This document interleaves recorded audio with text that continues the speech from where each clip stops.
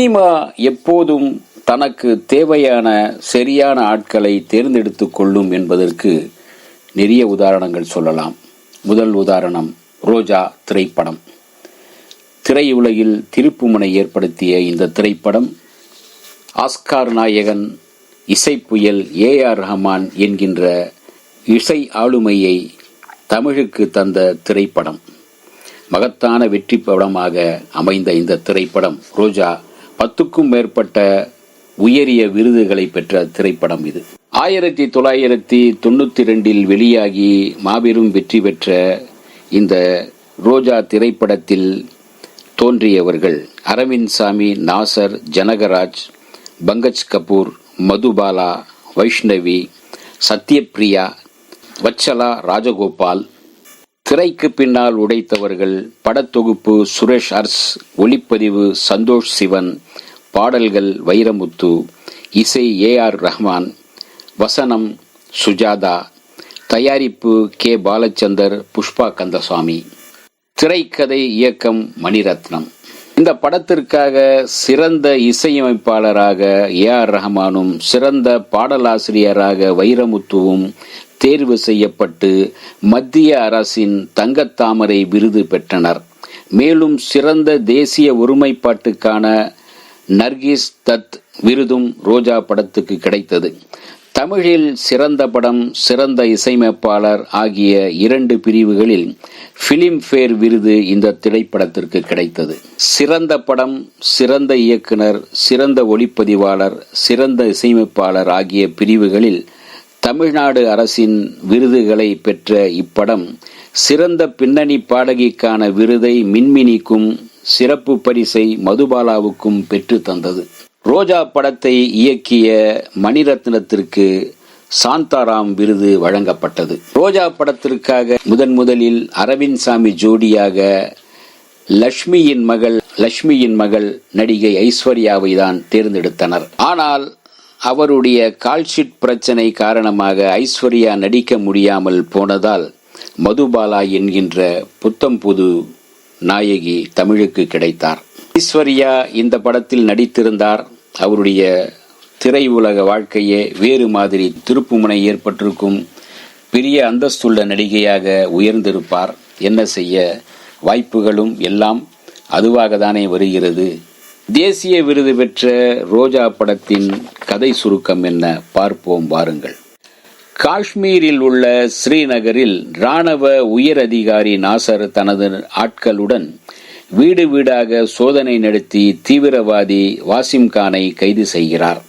இந்திய அரசாங்கத்துக்காக சில முக்கிய ரகசிய தகவல்களை பாதுகாக்கும் பணியில் இருக்கும் அதிகாரியான அரவிந்த் சாமி வைஷ்ணவியை திருமணம் செய்து கொள்ளும் நோக்கத்தில் பெண் பார்க்க நெல்லை மாவட்டத்தில் உள்ள சுந்தரபாண்டியபுரத்திற்கு வருகின்றார்.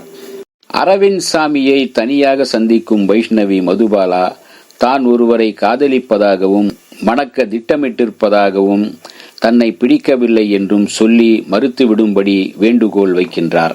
இதற்கு ஒப்புக்கொள்ளும் அரவிந்த் சாமி வைஷ்ணவியை பிடிக்கவில்லை என்றும் அவரது தங்கை மதுபாலாவை திருமணம் செய்து கொள்ள விரும்புவதாகவும் தெரிவிக்கின்றார்.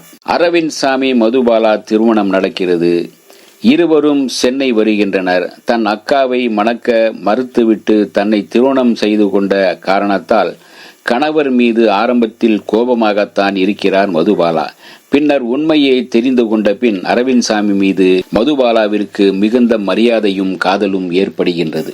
இந்நிலையில் காஷ்மீரில் உள்ள இராணுவ தகவல் தொடர்பு முகாமில் பணியாற்ற அரவிந்த் சாமிக்கு ஆணை வருகிறது.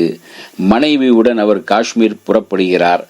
இளம் தம்பதியின் காஷ்மீர் வாழ்க்கை ஆரம்பத்தில் தேனிலவாக இனிக்கின்றது. புது வெள்ளை மழை பொழிகின்றதே என்று ரசிக்க வைக்கின்றது. திடீரென்று ஒரு நாள் அரவிந்த் சாமி லியாக்கத் என்ற தீவிரவாதியால் கடத்தப்படுகிறார். இந்தியாவில் இருந்து காஷ்மீரை பிரிக்க வேண்டும் என்ற நோக்கத்துடன் ஆயுதங்கள் ஏந்திய தீவிரவாதிகள் அரவிந்த் சாமியை விடுவிக்க வேண்டுமானால் வாசிம் கானை விடுதலை செய்ய வேண்டும் என்று கோரிக்கை வைக்கின்றனர்.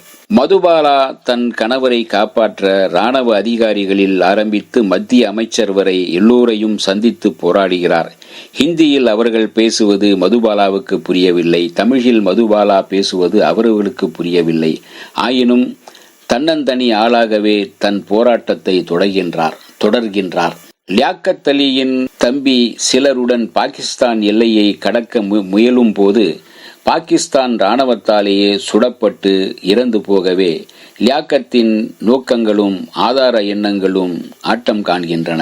நிலைமையை சிக்கலாக்கவே வாசிம் கானை விடுதலை செய்து அரவிந்த் சாமியை காப்பாற்ற அரசாங்கம் முடிவு செய்கிறது. ஆயினும் வாசிம் கானை விடுதலை செய்வதன் மூலம் தான் காப்பாற்றப்படுவதை அரவிந்த் சாமி விரும்பவில்லை. எனவே கருணை மனம் கொண்ட லியாக்கத்தின் தங்கையின் உதவியுடன் அங்கிருந்து தப்பிக்கிறார் அரவிந்த் சாமி.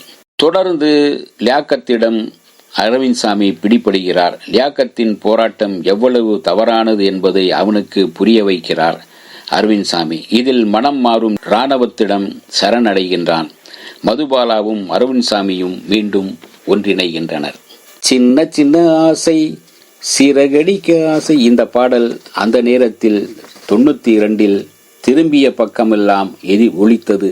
திரும்பிய எந்த ரேடியோவில் எடுத்துக்கொண்டாலும், எந்த டேப் ரெக்கார்டு எடுத்துக்கொண்டாலும், எந்த கல்யாண விழாவில் எடுத்துக்கொண்டாலும் இந்த பாடல் ஒலித்துக் கொண்டிருந்தது. அதே போல தமிழா தமிழா என்கின்ற பாடல் புத்துணர்ச்சி தரக்கூடிய ஒரு பாடலாக அமைந்தது. புது வெள்ளை மடை என்கிற அந்த பாடல் காதலர்களுக்காகவே உருவாக்கப்பட்டது போல அவ்வளவு அழகாக படமாக்கப்பட்டது. அவ்வளவு இனிமையான பாடலும் கூட. இப்படி ரோஜா படத்திற்கு ஏ.ஆர். ரஹ்மானின் இசை மிகப்பெரிய பலமாக அமைந்தது. படமும் மாபெரும் வெற்றி பெற்றது.